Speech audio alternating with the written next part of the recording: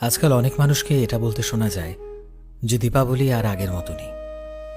দীপাবলিতে কিছু মানুষ নতুন গাড়ি কেনে, তো কিছু মানুষের দুবেলা ভালো খাবার কেনারও টাকা পায় না।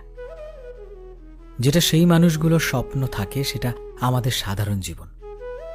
দীপাবলি আসার কিছুদিন আগের থেকেই আমরা সেটার জন্য তৈরি হতে থাকি, আর দীপাবলি এই মাত্রই যায়।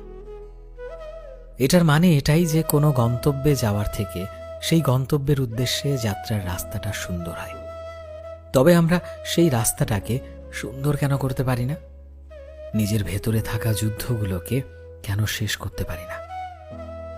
এই দীপাবলিতে সেই সব কষ্ট জ্বালিয়ে নষ্ট করে দাও।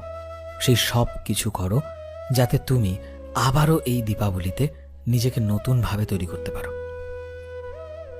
নিজের জীবনের প্রদীপ তুমি সবসময় জ্বলতেই থাকো।